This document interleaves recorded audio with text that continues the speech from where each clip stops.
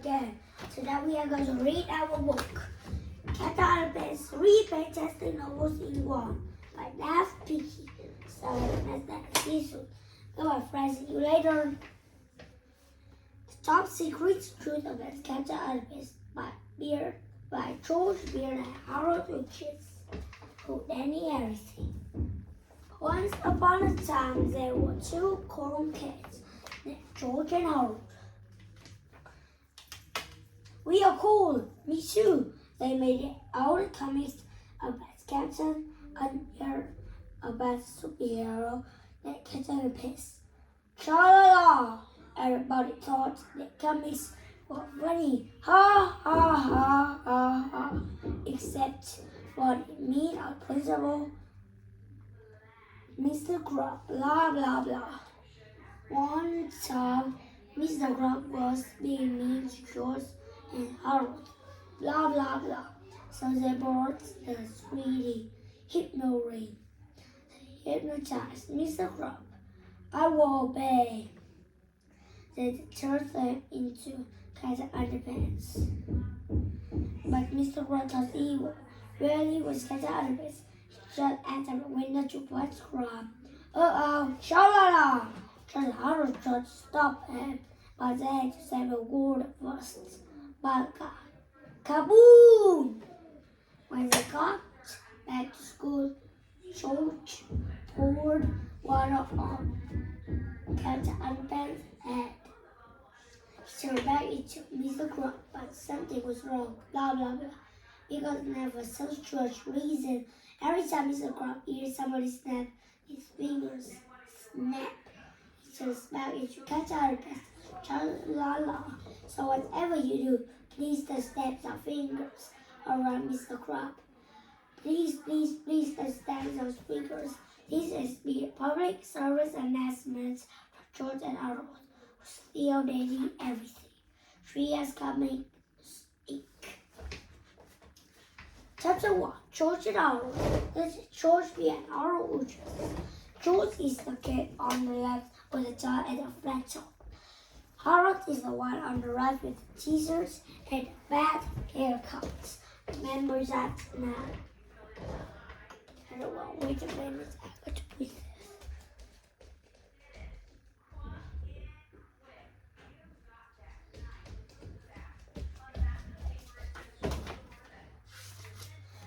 Depending on who you ask, you just probably hear a lot of different things about George and Harold. The teacher, Mrs. Ribble, might say that George and Harold were disruptive and behaviorally challenged. The team teacher, Miss Amina, might add they were in serious need of major attitude adjustment.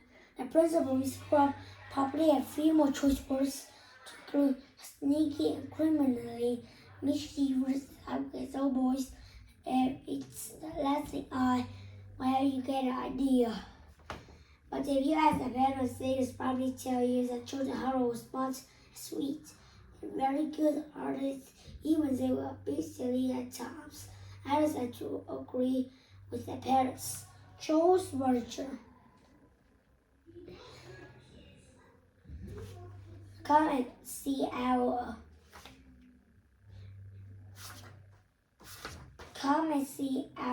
pretty armchairs. Joe's furniture. Come and see our airy armpits. But even so, the sillies, they get them into a lot of trouble sometimes. In fact, each one's got them into so much trouble that accidentally almost destroyed the whole planet with an army of evil, vicious talking tortoise. But before I can tell you that story, I have to tell you this story. One fine morning at the Hallways Elementary School, George and Harold had just left their 4th grade remedial PE class when they saw a big sign in the hallway. It was an announcement for the 2nd annual Invention Convention. George and Harold had fond memories of last year's Invention Convention, but this year's convention was a bit different. The first prize winner got to be principal for the day. Whereas George, whoever gets to be the several guests to make up all the rules for the whole day. And everybody is going to follow those rules. We've got to win first prize this year, exclaimed Harold. Shows and Harold's principal, Mr. Crumb, showed up. Ha, he said, I will bet you two are up to no good. No, really, said George.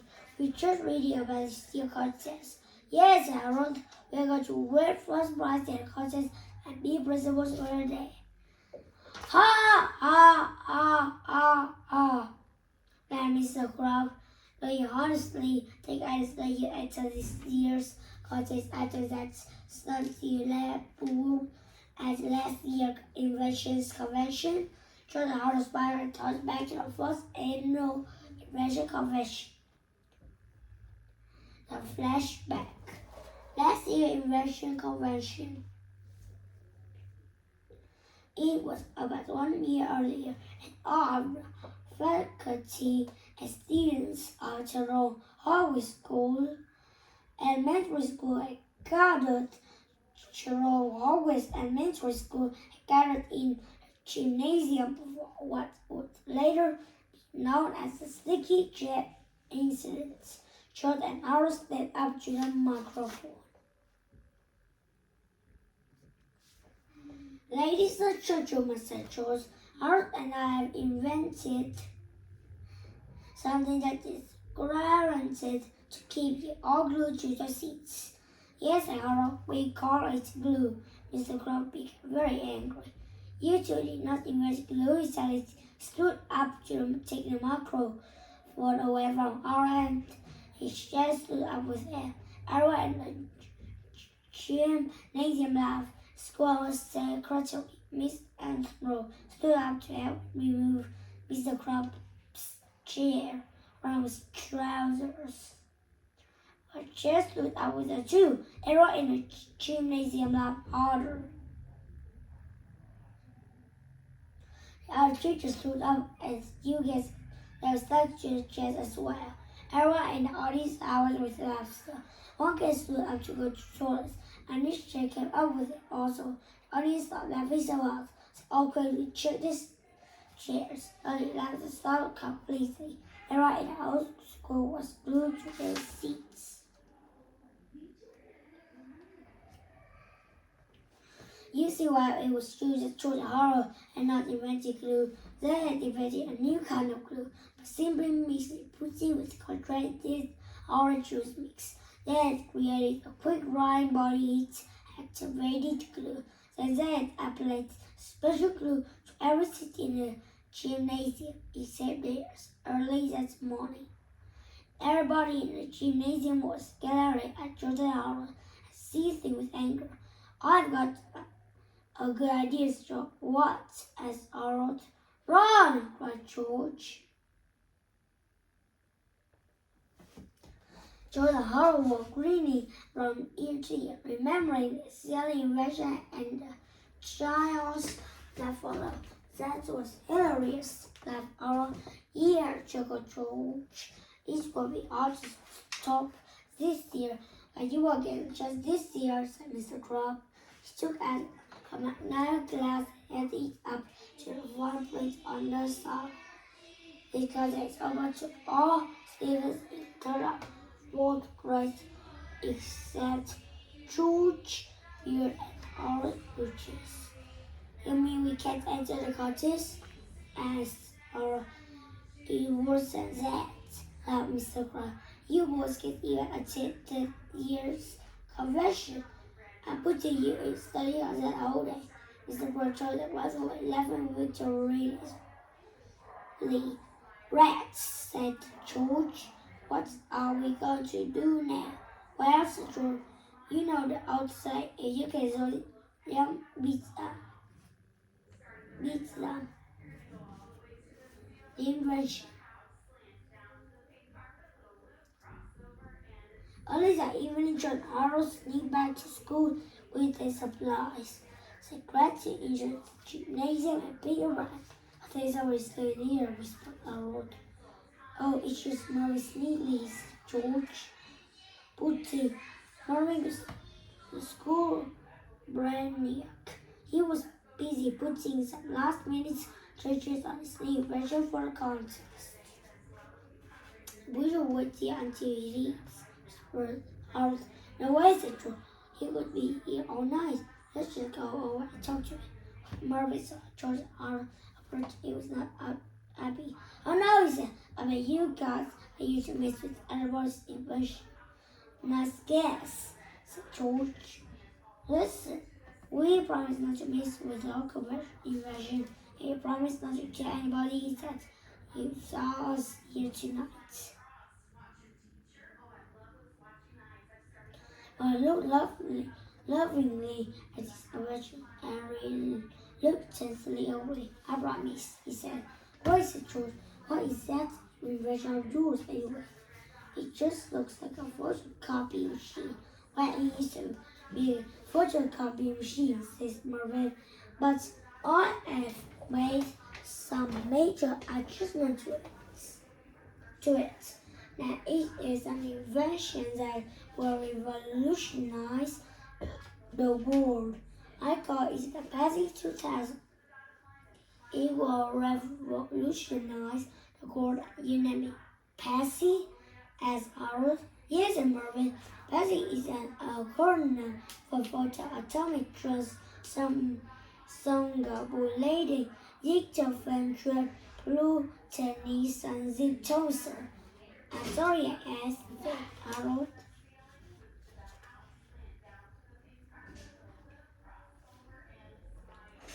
"Allow me to demonstrate," said Marvin. "The Passy 2000 can take any one-dimensional image and create a living, breathing, three-dimensional copy of this image. For example, take this ordinary photograph of a mouse." Marvin placed a photo of the mouse onto the glass and screen of the Passy 2000 and pressed start. The lights in the gymnasium then, as all the powers in the entire school seemed to get sucked into the Passy 2000. Through lightning, a tiny burst of static electricity flat out from underneath. "I hope that thing doesn't explode," said Harold. "Oh, it is nothing," said Marvin. "You should have seen how the Passy 2000 reacted when I copied the poodle." Finally, after a series of flashes and loud zaps, everything stopped and Smoldering was here. The tiny mouse crawled out of the side door of the Passy 2000 and onto the floor. "Isn't it wonderful?" exclaimed Marvin.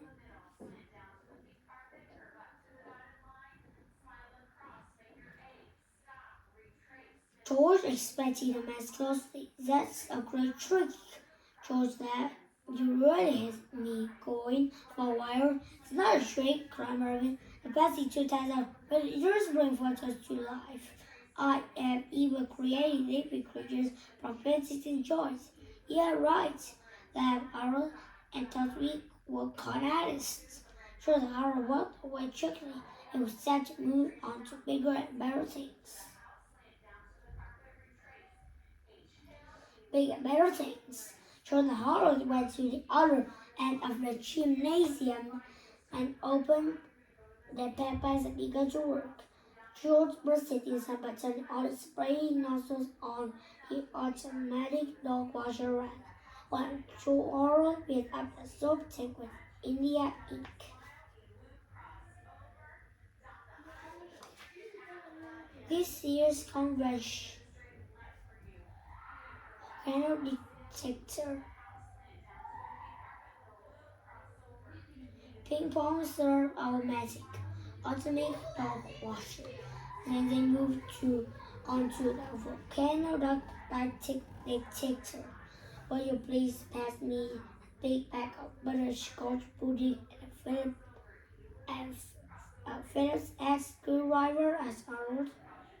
"Sure," said George, as he carefully inserted eggs in the electronic ping pong ball server. The invention convention. The following day started at sunny and cheerful. Students and teachers filed into the gymnasium and checked their seats very carefully before sitting there. Greetings, said Mr. Crow, who was standing up at the microphone.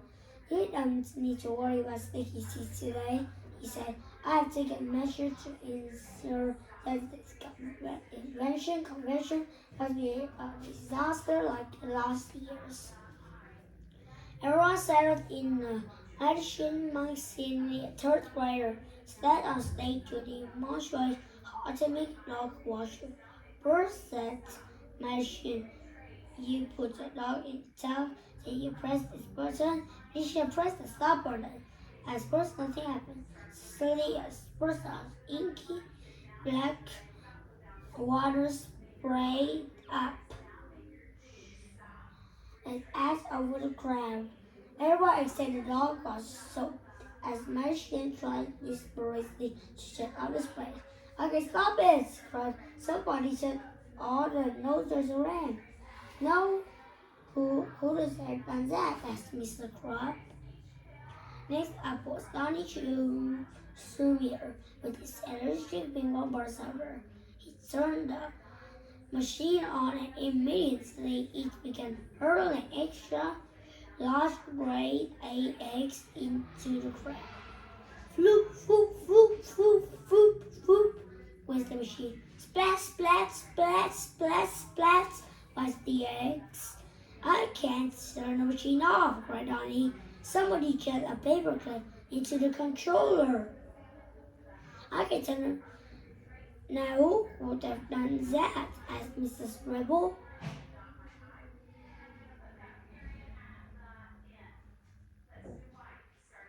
Boy! Volcano light detector. Freddie Moore's volcano detector was also a big flop.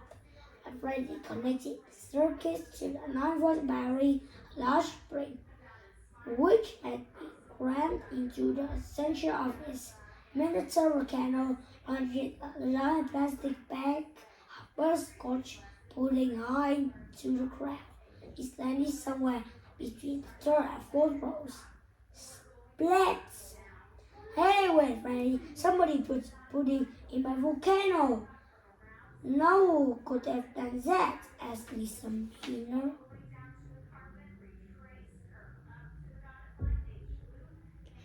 The rest of the day went on much the same way, with people selling everything from, hey, who put oatmeal in my solar powered leaf blower, to, hey, who let all the mice out of my treadmill dune buggy. It wasn't long before everyone fled the gymnasium. The second annual invention had to be called off.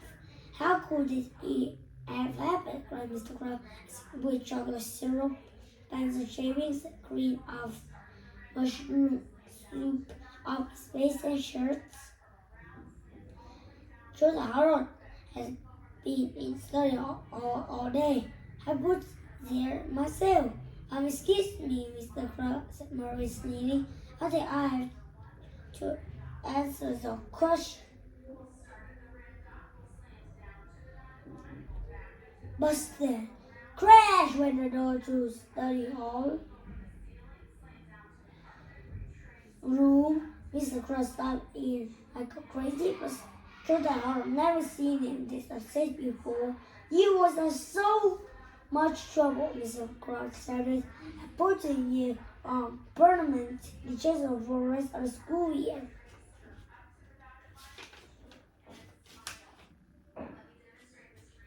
Wait a second, said George.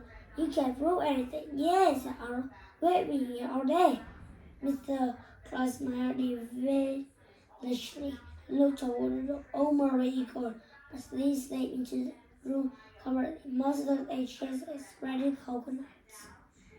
Mostly stayed into the room covered. They did it, Morris said, pointing at Sir Harold. I saw them last night in the gym. Mervyn, cried George, horrified. You promised. I changed my mind, Morris said, grinning smugly. Have one indigestion. Convention, detention.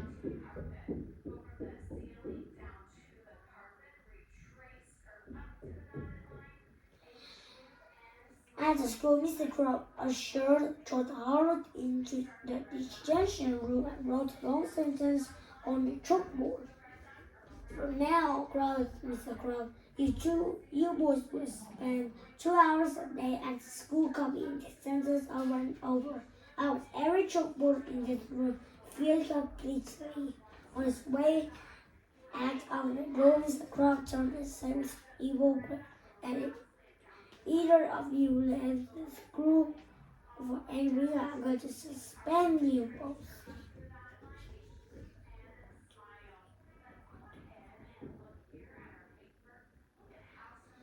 Now, as you might have guessed, writing that sentences was nothing new to George and Harold. The two boys waited until Mr. Crow left the room. Then they each took 4 homemade wooden rods out of their backpacks. The rods had holes in them that George and Harold had reared in George's dad's workshop. George screwed the rods together, while Harold inserted a piece of chalk into each hole. Then they each took a fold and began copying Mr. Crow's sentences. Every time they brought one sentence, the wooden poles made 12. After about 3.5 minutes, every chalkboard in the room was completely filled.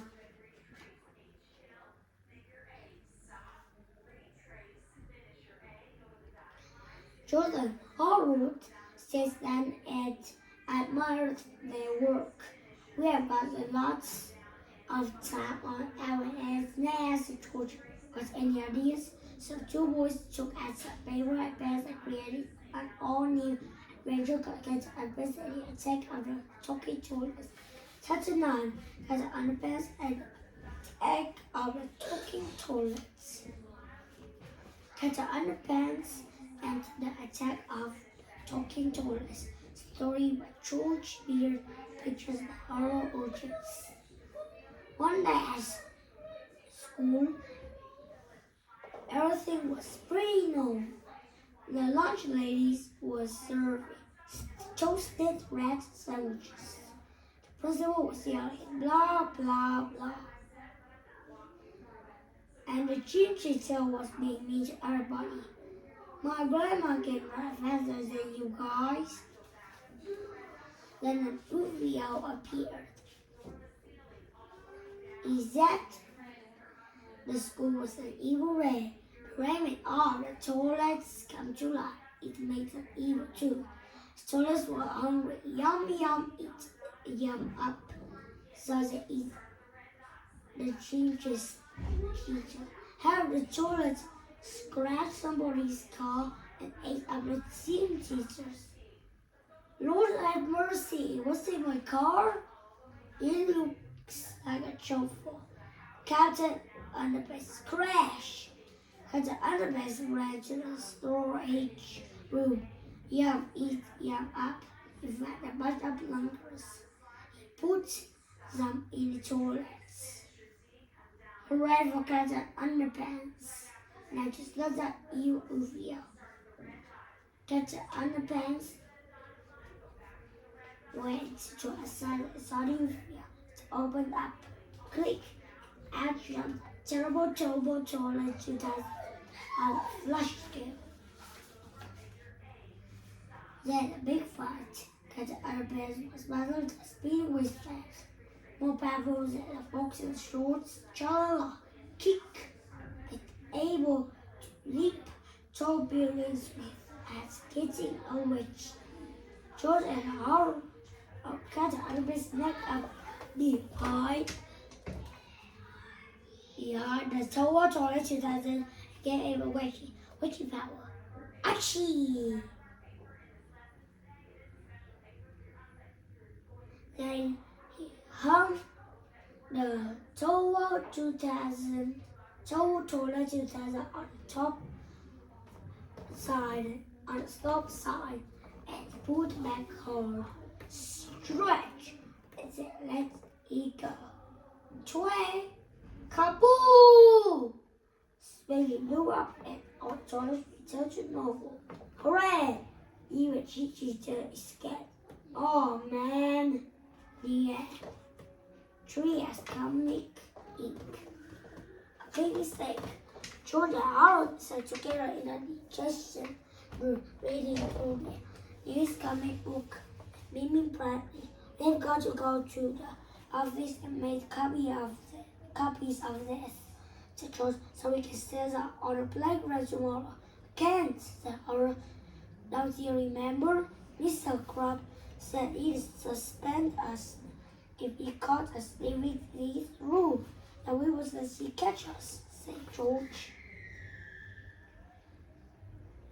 Just Harold sneaked out of the room quietly across that the room. The invention of we have read this.